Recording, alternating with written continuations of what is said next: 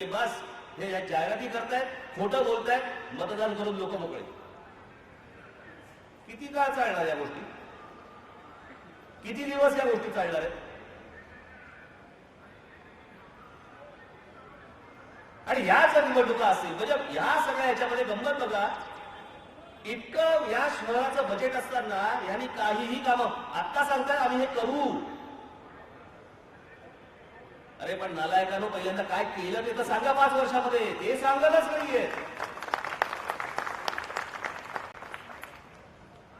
आमचे पत्रकार बांधव जेव्हा त्यांचे इंटरव्ह्यू करायला जातात, हे प्रश्न नाही विचारले जात की गेल्या 5 वर्षामध्ये नक्की काय कामं केली हे मला जरा सांगा. ही आत्ताची संपली, ही 5वी टर्म आहे शिवसेनेची, 5वी. मुंबई शहरामधली, मुंबई महानगरपालिकेची 5वी. त्याला कोणी प्रश्न विचारणार नाही. प्रश्न एक त्या राज ठाकरेला, काय नाशिकमध्ये काय केलं? जे मी नाशिकमध्ये 5 वर्षात केलंय ना, ते आणि 25 वर्षात देखील या शहरामध्ये केलेलं नाही.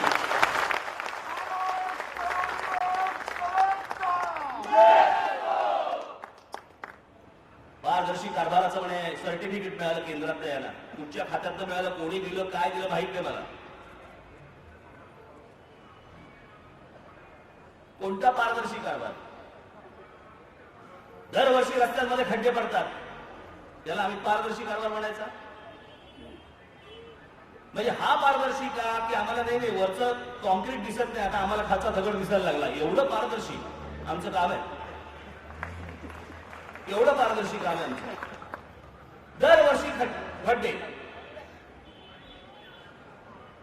सर्वसामान्य माणसाला चालायला फुटपाथ नाही.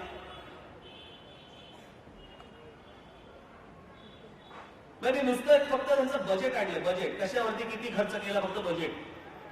डोकंच काम नाही करत. 2012 ते 2015 म्हणजे 2012 ते किती, 2013, 2013 ते 2014, 2014 ते 2015, 2015 ते 2016, 17चं यायचंय. आरोग्यावरती किती खर्च झाला मुंबई महानगरपालिकेचा? पहिल्या वर्षी 1835 कोटी, मग 2174 कोटी, त्याच्यानंतर 2378 कोटी, त्याच्यानंतर 2776 कोटी. कसे वाटतात आकडे? मस्त वाटतात की नाही? हे कुठे गेले पैसे, काय गेले, कोणाच्या घरात गेले, कोणाच्या खिशात गेले माहित नाही. आरोग्य व्यवस्था सुधारली नाही. शिक्षणावरती पहिल्या वर्षी 585 कोटी, दुसऱ्या वर्षी 436 कोटी, तिसऱ्या वर्षी 389 कोटी, चौथ्या वर्षी 407 कोटी. कुठे गेलं? आज मुंबई शहरामधल्या मराठी शाळा बंद होत आहेत आणि उर्दू शाळा वाढत आहेत. मराठी शाळा बंद होत आहेत आणि सर्वात जास्ती वाढण्याचं प्रमाण हे उर्दू शाळांचं आहे. लक्षात ठेवा. परवानगी देणारे ह्यांचंच सरकार होतं. परवानगी देणारे उर्दू शाळा वाढतात. याचा अर्थ कोण वाढतंय, कोण येतंय?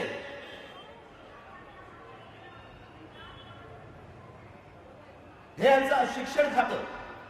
रस्ते, डागडुजी, खड्डे भरणे. जगाच्या पाठीवर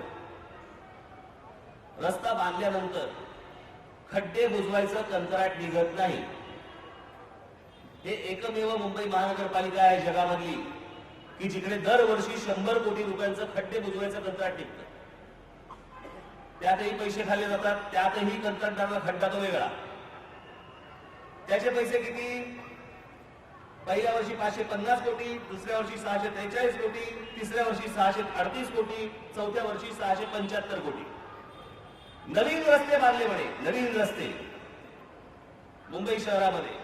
या नवीन जे रस्ते बांधले, या रस्त्यांचा खर्च आहे पहिल्या वर्षी 1400 कोटी, दुसऱ्या वर्षी 1680 कोटी, तिसऱ्या वर्षी 2500 कोटी, चौथ्या वर्षी 3200 कोटी. कोणते नवीन रस्ते? काय चाललंय काय? कोणत्या निवडणुका लढतोय आपण? आज नाशिक महानगरपालिकेमध्ये ज्या गोष्टी करून ठेवलेल्या आहेत, एकदा या बघा. राजकीय पक्षाला देखील माझं आव्हान आहे. तुमच्या हातामध्ये